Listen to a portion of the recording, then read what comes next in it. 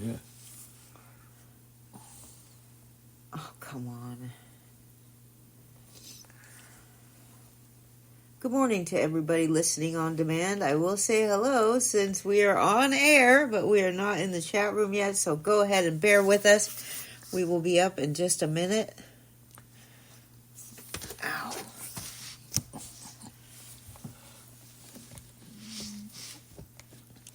Today we're going to talk about, of course, right, the Cody Bellinger signing. Yes. Nobody can hear us yet, so we're telling you on demand what we're doing. And by the way, you can listen to us every day of the week, 9 a.m. Eastern Time at LennyMelnickFantasySports.com/live. You can join in our wonderful chat room where all the knowledgeable fantasy baseballers come to hang out. And what we're doing now is just waiting for our sound to come through the chat room, and I see it. We're live. Okay. So, go ahead, Leonard. Well, welcome aboard, everybody. Welcome aboard. What, did you think I was sleeping? All right. You sounded like you were sleeping at the wheel. Yeah, sleeping at the wheel. Good morning, everybody. Nice to have you aboard. Welcome aboard. It's a Sunday morning. It's James Caplion. It's Chris Cambridge. It's Big Al is here early today. All right, Leonard Donaldson, Malpal, Rotorius. Look at this. Early in the morning, Sunday morning, Timothy, my hooker, Tommy Johnson. You can't believe how many people are already SM King. Did you say turd? Did you say hooker? I just said it. SM King turd. Malpal, Timothy, my hooker. Everybody. And okay. Good morning to you all. Okay, and you too, Andrea. And how are you doing today? Well, I want to address a question from the chat room already. Go ahead. Big Al on the Prowl wants to know what we think about Wilmer Flores as a starting first baseman in his NL-only 10-team league. And, of course, he thinks I'm going to love Wilmer because I've loved Wilmer his whole career, well, ever since he was a Met. Yeah. But the thing is about Wilmer this year, he doesn't have a place to play, that's okay for him because he plays all over the place. But the fact that they got Jorge Soler, okay, that's a big deal. Good for you, big deal. Good. And he shouldn't have a problem getting at bats against lefties. But Bob Melvin already noted that his splits are acceptable against right-handed pitchers. So, look, I'm going to surprise you all and say Wilmer Flores in a 10-team NL-only league is probably not a good idea because, number one, there's only 10 teams in your league. That means that there's 15 starting first baseman in the National League, and Wilmer is not one of them. And that's a terrific point. Okay, now, next thing on the list. There's another question in the chat room. And by the way, you can call us at 631-406-7141 and ask any question about fantasy baseball. Now, we're not giving you answers. We're giving you our opinions, okay? Some of these people in fantasy baseball, they think they know everything. We have an opinion about a player. Sometimes it's just as good as yours, but if we know something special, we will tell you. Go ahead. All right. Well, Lenny... Oh, good grief. Look at what I did to my notes. What? Do. Okay. Who else had a note? No, I don't know. But you wanted to talk about... Of course we're going to talk about Cody Bellinger. What? Are you kidding? Of course we're going to talk about Cody Bellinger. But first, we want to know... And this is a question that Lenny posed to me this morning. He wants to know what kind of punishment you should give for finishing last place in your league. That's right. We used to do that, and you finish in last place, okay? And what happens is that people who are struggling throughout the year, it's an incentive. You need a punishment to keep players going. Nobody wants to finish last, but unless there's a penalty of some sort, there's no real incentive, okay? Here's the thing. Okay? First of all, so I'm sitting over here and I'm thinking about this question, right? I give it a chance, even though I already know what my answer is going to be. And I start thinking, the first thing that comes to mind is, you can't punish anybody unless it's a keeper league, because any redraft league, you're going to punish. What are you going to do to them for next year? Number two, I just honestly, why do people care what other... I do not care one single bit who finishes the league last, okay? I do not care. People don't care. I'm there to win the league. I could care less what these other teams are doing. And by this comment about on X, it was, what do you guys want to do for last place punishments? And it's like, how about if you just pay attention to your own team, okay? Pay attention to your own team. Who cares who finishes last as long as it's not you? Yeah, well, I agree with that. However, there's more to it. You don't want teams dropping out, especially if there's like more than one team, okay? So you don't want that. It's not good. And Rotorian says last place guy gets to be the beer bitch next year's draft. That's right. And that's great. I mean, absolutely. Even if it's a redraft, if you guys do a live draft, it's a fun time. You know, yesterday I saw somebody being the bat boy because they came in last in their fantasy football league. It was a player on a team. I can't remember who it was. Right. If you know in the chat room, let me know. It's an MLB player who had to be the bat boy yesterday because he came in last in fantasy football. That's true. Anyway, let's move on. But you don't want that. You want everybody to play till the end of the season. And here's a punishment. The punishment, if it's a live draft, then it becomes easy. The player that finishes last pays for all the food for the next draft. If it's not, then you got to come up with something really special, okay? Like something. So whatever it is, if you have any ideas about what you do to a team that finishes last, and it's not really a punishment, but it's a way of motivating players to continue playing. Chris Gallo is here. It's nice to see you, Chris. King Hap, Leonard Donaldson, Merrill is here. Triple Play says they have the last three teams in the league pay for the year-end banquet. That's a great, fun idea, too. That's great idea. You're going to do what you're going to do. But to me, the last thing I give one crap about is someone else's team and what they're doing. Yeah, but the owner who doesn't pay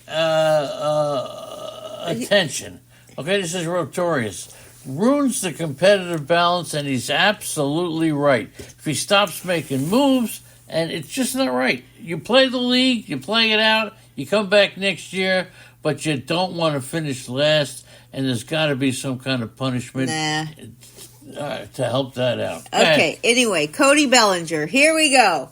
I love this news. I think it's great. There's going to be all kinds of nonsense about how, what's his name? Scott Boras, and all this, and how, Cody Bellinger, 3 years, $80 million. Well, here's the thing. I get that Cody Bellinger was looking for more money than that. But, yes. Bellinger had an excellent season last year. It's only one, though, over the last 3 or 4 years that he's had a good season. So, number one, we know he had it in him. Number two, is he going to do it again? This 3-year, $80 million gives him the option to opt out after each of the first 2 years of the deal. So, he's actually making $30 million this year. But if he decides that he's worth more than $30 million next year, he can opt out. And by the way, it gives him incentive to continue to play hard, because he's not, if he would have been a 5, 6, 7, 8-year deal, these guys stop playing after they sign that big of a deal. Some of them do. Do you think that Bellinger signed for less than you thought? I do. Oh, yes. I think Scott Boras made a huge mistake. I don't think he made a mistake. Like I said, Bellinger, if he's playing good enough to get more than that, he can opt out anytime he wants. That's good for both the team and the player. Who do you think is better, Freeman or Bellinger? I have a lot to say about that. Now, who would you take if you're going to pay $30 for Freeman and $25 for Bellinger? Who are you taking if you have a chance to get them both? Okay, here's the thing. I went to do this comparison. I think it's a great comparison to bring up. You got Freddie Freeman, whose ADP is 9, okay? And you got Bellinger, whose ADP is 47. And I said to myself, that is so early for Bellinger. I even questioned paying that for Bellinger. Right. But then I compared Freddie Freeman to Bellinger as far as what they put up for fantasy last year. Freeman okay, working with a 331 batting average, which will cure any batting average failures that you have in your roster. I mean, we're talking 331 batting average. You could get freaking Kyle Schwarber on your team and you won't even know the damn difference. Right. 307, though, for Cody Bellinger. Now, you look at their home runs, 29 for Freeman, 26 for Bellinger. That's basically a tie. Look at their RBIs, 102 for Freeman, 97 for Bellinger. That's about a tie. Look at the runs. This is where the big difference comes in, with Freeman having about 35 more runs than Bellinger. But other than that, you got Freeman with 23 stolen bases and Bellinger with 20, so you're real close. The thing is, you got that huge batting average, and you also add another 35 runs, and obviously Freeman is a better bet. But I would like to implore you to consider the fact that Cody Bellinger is going to qualify at first base and outfield, which is a position that falls off drastically in the middle of the draft. So who would you pay for? Well, $30 for Bellinger, 30 for Freeman, 25 for Bellinger. Malpel says Freeman's certainly worth picking 40 picks earlier, but I don't really know for sure that that's true. Okay. Bellinger is going to steal base. I mean, again, Bellinger did not do this for the last, several years, but he qualifies at first base and outfield. He did do this in 2019. It's his most recent year where he batted .305. He hit 47 homers, 15 stolen bases. Also, Bellinger's 28. Freeman is 34 years old. There's a big difference in age there. That means Freeman, how many more years is he going to steal 25 bases? I don't know. But look, I went into this thinking exactly like Malpal, that Freeman was a better player than Bellinger. I see the ADP and I even question to myself, 47 seems awfully early for Bellinger, who hasn't done this kind of stats in over 3 or 4 years. Right. But why walk away from it thinking, look, another thing I learned, you need to get a couple outfielders before it's 47 ADP. I'm not kidding around when I say the outfield position drops Very off shallow. Substantially after Bellinger. Bellinger is the last acceptable chance you have of getting at least one of these top outfielders. You must go into your draft and consider drafting some outfielders early. You can round them out as the draft goes on. But look, Bellinger or Freeman, there's a couple of pitchers that I saw that were going in the draft around Bellinger, like Logan Webb. I mean, I'm more likely to probably grab Logan Webb. But at that point in the draft, if you don't have at least one of these top 15 outfielders, you are going to be a sorry SOB. Okay, now in the chat room, it was called for if a player doesn't finish out the league, do you not invite him for next year? How's that? I've been kicked out of leagues probably for that. You probably have. Now, what's Snell's first name again? Blake. Oh, yeah, Blake Snell. Blake Snell, we're talking about Bellinger. We're kind of surprised that he only got $80 million or something like that, for his signing. Now, Blake Snell, I'm going to tell you right now, you could etch this in your kitchen table. And I'm going to give you the reason. It's not and the reason is not because I am a New York fan. I am. Okay, but I really have a reason why the New York Yankees are going to get Blake Snell. Okay. And I am surprised that they haven't gotten him already, okay? Okay. Would you like to know the reason? Yeah, of course I do. Okay, the Yankees, next year, they have Clark Schmidt, Luis Severino, and Nestor Cortez in their starting rotation. Severino is a Met. Oh, is that right? Yeah. Severino is a Met now. Okay, so they got Severino, they got Cortez, they got Schmidt, and they got somebody else. 3 free agents for next year. It's not Severino. I forgot the other guy. But they got 3 free agents for next year. So how do you not get them now? How do you not get him now if you have 3 free agents next year? Not only that, but do they even have a full rotation right now? I mean, let me look at them, okay? Yeah, well, right now they do. Do they really? But with the full rotation. But you got Clark Schmidt. Who is he? Nestor Cortez. He had a terrible year last year. So, and several... they have Stroman, Rodon, Cole, Right. Nestor Cortez, Clark Schmidt, and then they have about 5 others that are trying to get in as the starting pitcher. Right. But I just... Look. So I'm thinking that the Yankees are going to get him I don't. based upon that. And That's not a good reason, Leonard. What? They have 3 free agents next year? Who cares? They got to contend this year. No, they got to spend the money to get a big-time pitcher because they don't have another guy who they could call number 1, and you might as well get him now. Do you know who needs the damn Snell so bad is the Red Sox? But I'll tell you another team that could use Snell. The Yankees are in contention. The Red Sox have already packed it in. What about the Mets? They need bad Snell and Montgomery. By the way, these two are complementary pitchers. Yes. If you draft them in your league, one of them's,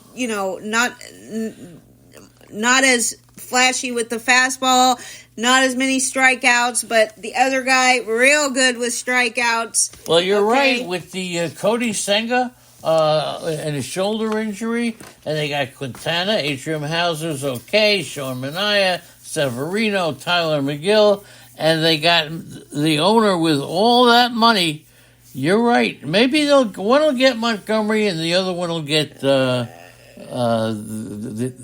Snell. Okay? That's my prediction. The Mets need Snell and Montgomery. The Mets need some pitching. Is Laura here? Right, Laura and Mary? They know. They go to the games all the time. That's right. They go to They the know games. that they need pitching. And, Manfred has to be the culprit here of keeping Bauer out of baseball. Because these owners, they all work in cahoots with Manfred.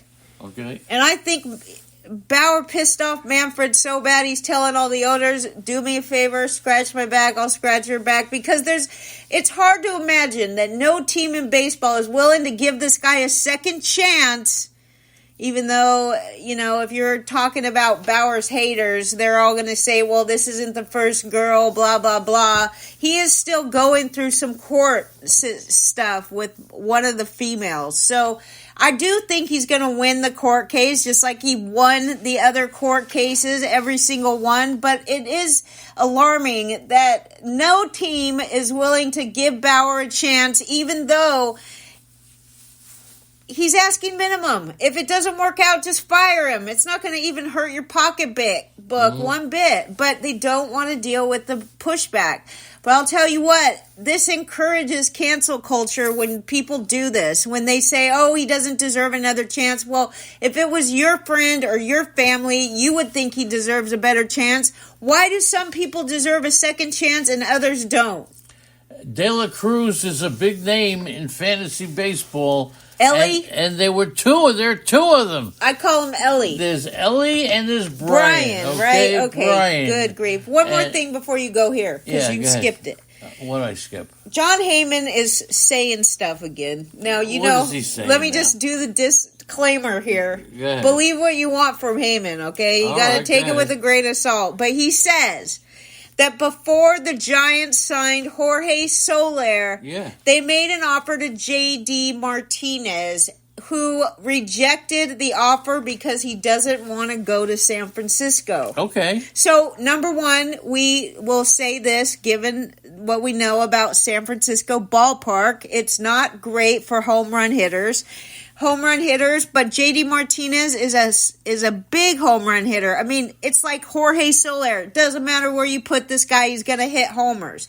The other thing to bring up is, in my opinion, who would want to go to San Francisco? Have you seen it? What it's like there? Not I mean, recently. it's a ghost town. You can't even go into CVS and get a damn razor. Hey, Marilyn Mitchell here. Star Dog has joined us. Good morning okay? to Star Dog. Good morning to the great Good morning Star to Dog. Mitchell. Mitchell and Merrill. Okay. Good morning to Rotorius. There you SB Turd. Okay, there were I'm yelling again. There were 883 balls. Erwin, I'm sorry for yelling. I'm going to tone it down. 883 balls put into play in spring training games yesterday. Yesterday.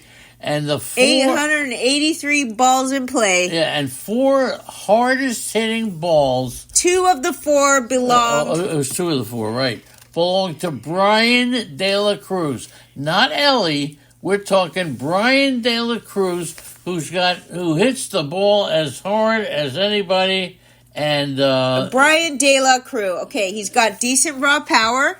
Right. And he can pounce on pitches in his wheelhouse, but he has proven to be a mess on anything thrown to the outer third of the plate. So if we know that, you better believe your bippy that the pitchers know that. He has a 301 on base percentage in his last 268 games, and his outfield defense is already dreadful.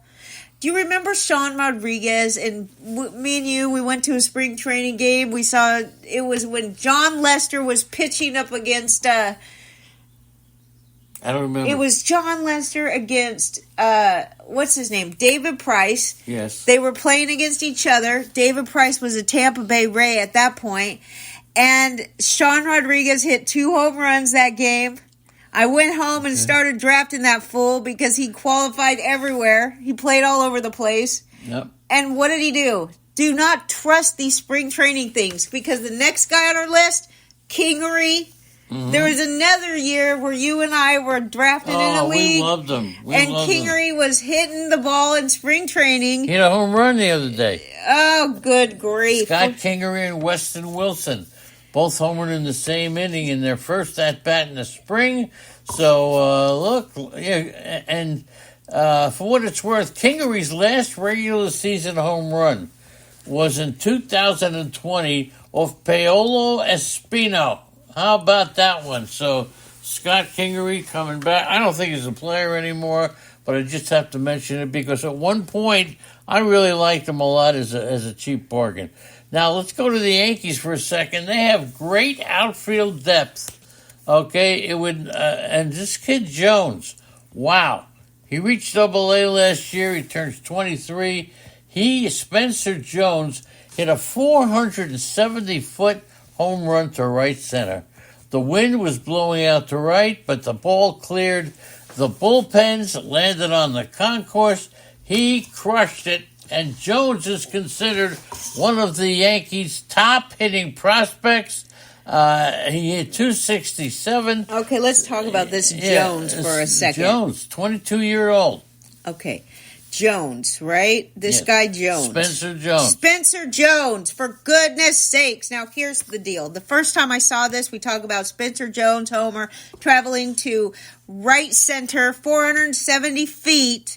He's one of New York's top hitting prospects. Let me tell you what he did between high A and double A last season. He batted .267 with a .336 on base percentage, 16 homers, 66 RBIs, and whopping 43 stolen bases. So they talk about this guy being one of the best outfield prospects for the Yankees. And of course, the first dang thing that comes to my mind is 2 Oswalds.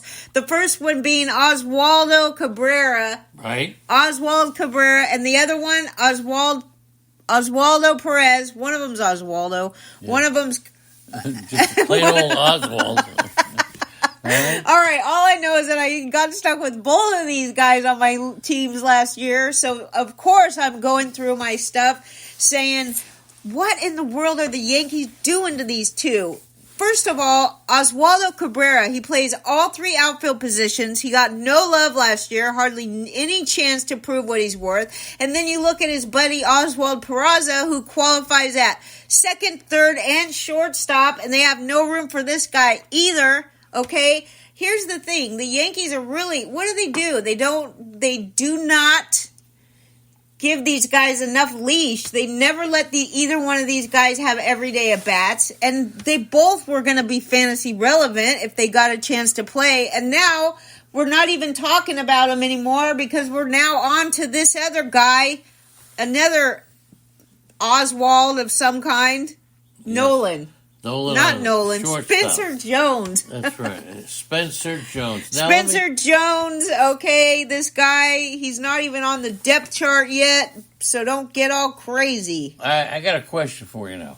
If you like a player who's marginal and you suspect that he could be very good and he has a bad game, now I'm talking about Tyler Glasnow, okay?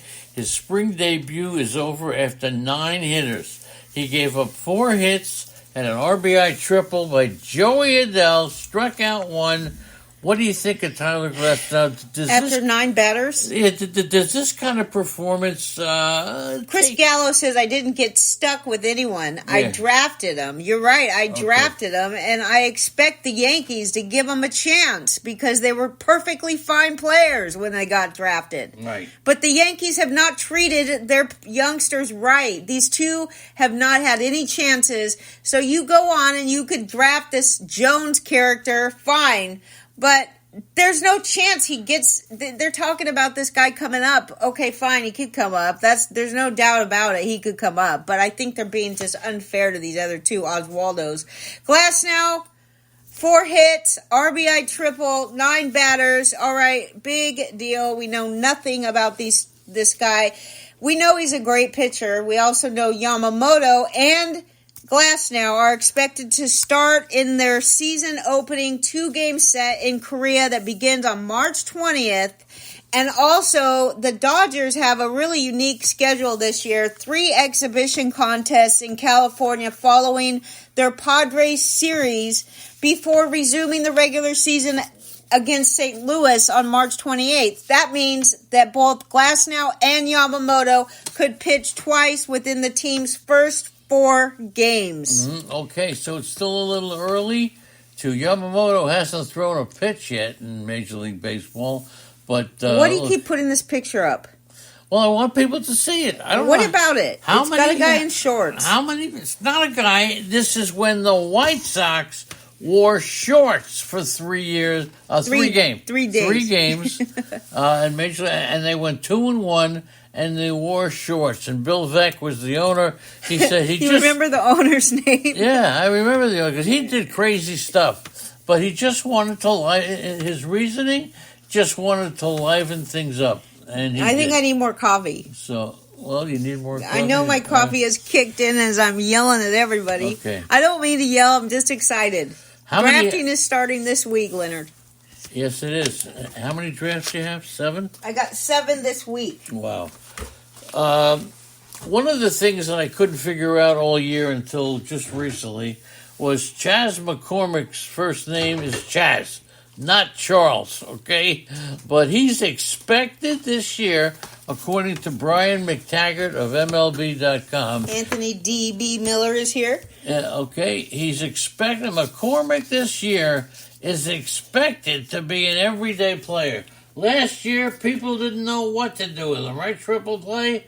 That's right. Brooks Santinello has joined us. Well, last year, Dusty Baker said that he wanted to get Mauricio Dubon in the lineup regularly. So that is where we had a problem questioning about Chas McCormick's playing time, but now they have a new manager, Joe Espada. He is talking about putting McCormick in as an everyday player. This guy is 159 ADP. He is worth talking about.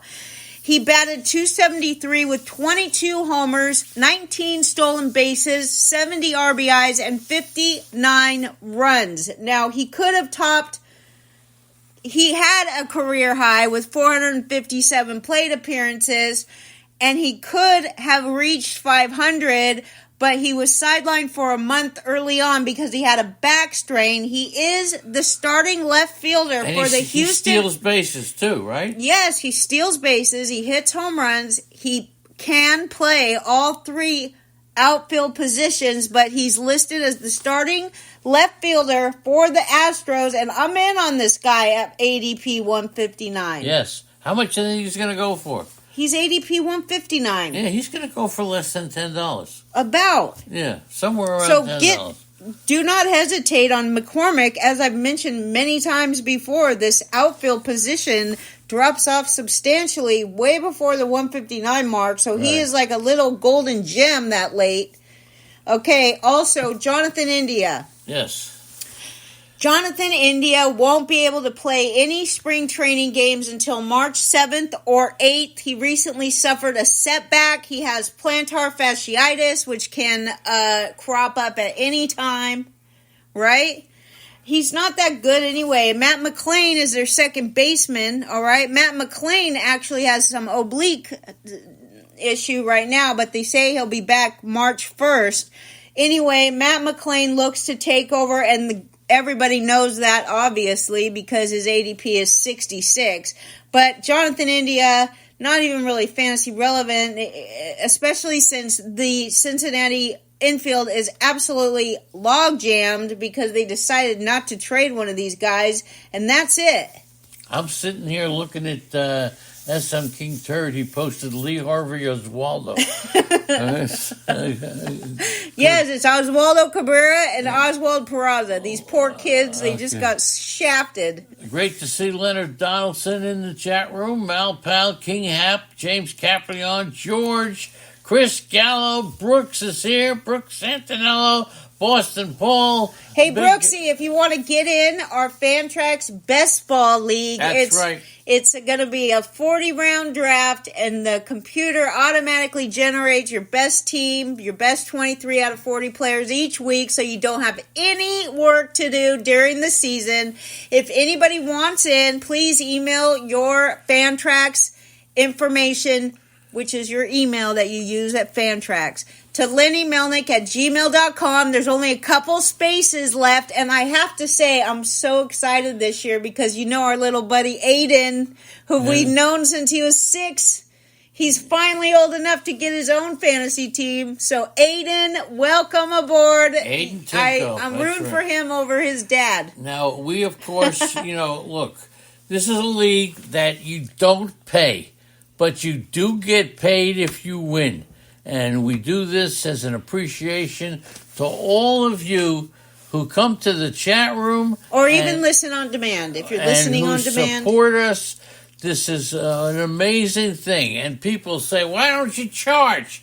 We know everybody would pay, but we have more fun doing this and meeting all of you people, and hopefully we'll take another trip around the country, shaking hands with everybody. And by everybody, I'm talking about George and James, all you guys, okay? Daniel, did you accept your invite? I sent you an invite to our Fantrax Best Ball League. Okay. If anybody else wants in, you know the deal. Send to lennymelnick@gmail.com.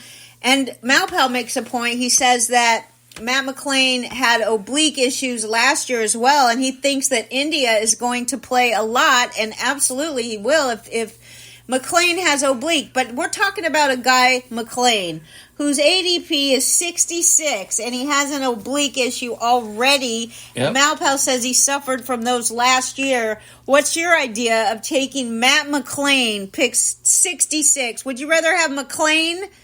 And he's a second baseman, too, by the way, which makes me even more hesitant to draft him early because middle infield is so deep that this guy has to be an absolute stud to waste an early draft pick on him.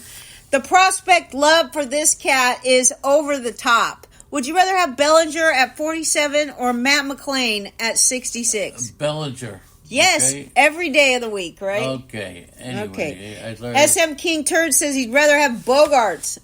He'd rather have Bogarts than India? I can't imagine you not loving McClain, Turd.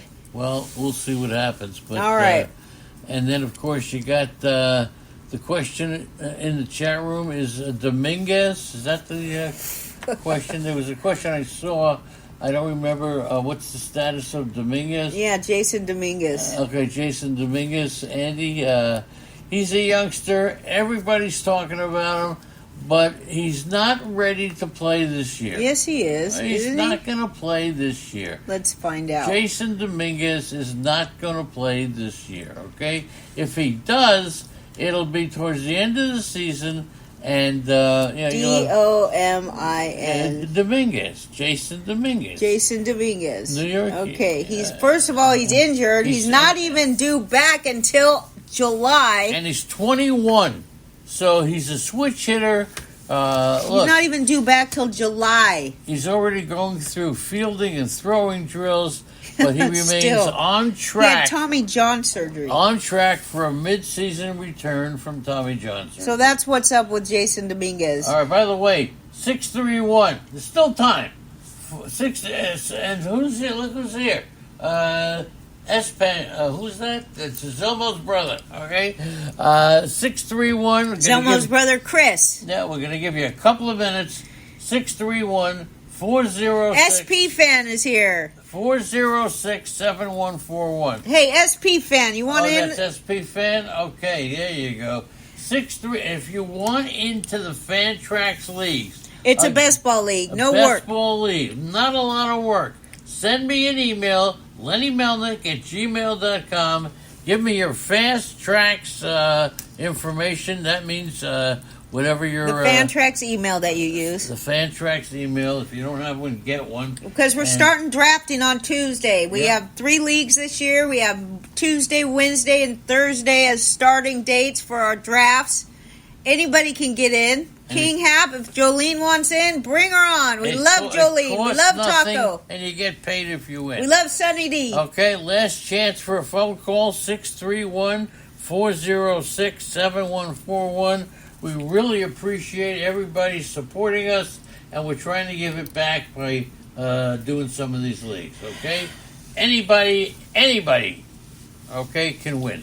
So Anything else? I'm still torn on Bellinger at pick 47. I just don't know. When I compare him to Freddie Freeman, it gives me that much more of a reason to want to draft Bellinger at 47. But I'll tell you what, he's going right close to Logan Webb, and I can't pass Logan Webb up for Bellinger, even though if you are sitting in a situation where it's picked 47 in the draft and you have no outfielders, you better consider Bellinger as somebody to take. That's it. Love it. Let's say hello to Eddie Heckman, who's on his way to church. He just sent me an email telling me I can't come to the chat room. I'm on my way to church. Here's the answer to that. Bring the chat room into church and let everybody participate. Okay, that's the story here. I'll be back tomorrow. The phone number again, and you can call us at any time. Doesn't have to be during the show. If you have... No, really, I'm with you. I know, Leonard. We're the only ones who do this. We're the only ones. If you have a question, somebody calls you with a trade, you want to make a pickup, you want to drop people... King Turd asked you a question in X the other day. Did you answer him for his? Yes, I answer everybody. 631-406-7141. We love you all. We thank you all. And we'll see you all again tomorrow. Okay? Have a great Sunday, and we'll see you tomorrow. Okay. Lee Harvey Oswaldo, same to you. Okay? Okay, bye.